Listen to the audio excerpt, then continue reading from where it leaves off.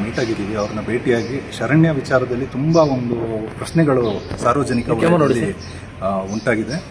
So ಈ ಸಂದರ್ಭದಲ್ಲಿ ಶರಣ್ಯ ಅಲ್ಲಿ 4 ದಿವಸ ಹೆಂಗಿದ್ಲು, 3 ದಿವಸ ರಾತ್ರಿ ಹೆಂಗೆ ಕಳೆದ್ಲು, ಅಲ್ಲಿ ಯಾವ ರೀತಿಯಾಗಿ ಅವಳ ಒಂದು ವೈದ್ಯಕೀಯ ಪರೀಕ್ಷೆ ನಡೀತು, ಎಲ್ಲ ಒಂದು ಅರ್ಜೆಂಟಲ್ಲಿ ಮಾಡಿ ಅವಳನ್ನ ಕಳಿಸುವಂಥ ಅವಶ್ಯಕತೆ ಏನಿತ್ತು, ಅವಳಿಗೆ ಒಂದು 2 ದಿವಸ ಅಬ್ಸರ್ವೇಷನಲ್ಲಿಟ್ಟು ಎನ್ಕ್ವೈರಿ ಮುಗಿಸ್ಕೊಂಡು ಮತ್ತು ಸ್ವಲ್ಪ ಮೆಡಿಕಲ್ ಇದ್ರದ್ದು ರೆಸ್ಟ್ ಮಾಡಿ ನಂತರ ಬೇಕಾದ್ರೆ ಒಂದು ಪತ್ರಿಕಾ ಪ್ರಕಟಣೆ ಅಥವಾ ಒಂದು ಪ್ರೆಸ್ ಮೀಟನ್ನು ಮಾಡಿ ಅವಳನ್ನ ಜನರಿಗೆ ಸಾರ್ವಜನಿಕರಿಗೆ ಇರುವಂತಹ ಪ್ರಶ್ನೆಗಳನ್ನೆಲ್ಲ ದೂರ ಮಾಡುವಂಥ ಕೆಲಸವನ್ನು ನಮ್ಮ ಆಡಳಿತ ಮಾಡಬೇಕಿತ್ತು.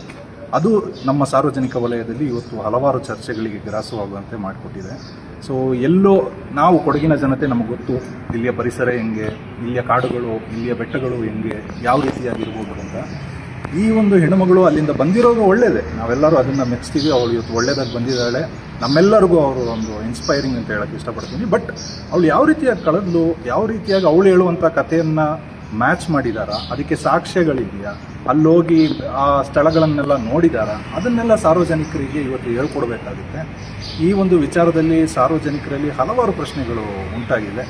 ಸೊ ಆದ್ದರಿಂದ ಇವತ್ತು SP ಮ್ಯಾಮ್ ಹತ್ರ ಹೇಳಿದ್ದೀವಿ, ಅವರು ಎನ್ಕ್ವೈರಿ ಮಾಡ್ತೀವಿ, ಇನ್ವೆಸ್ಟಿಗೇಷನ್ ಮಾಡ್ತೀವಿ ಅಂತೇಳಿ ಹೇಳಿದ್ದಾರೆ. ಅವರು ಆದಷ್ಟು ಬೇಗ ಈ ಒಂದು ಏನು ರಿಪೋರ್ಟ್ ಇದೆ ಅದನ್ನು ಸಾರ್ವಜನಿಕರ ಮುಂದೆ ಇಟ್ಟರೆ ನಮಗೆಲ್ರಿಗೂ ಒಳ್ಳೆಯದು.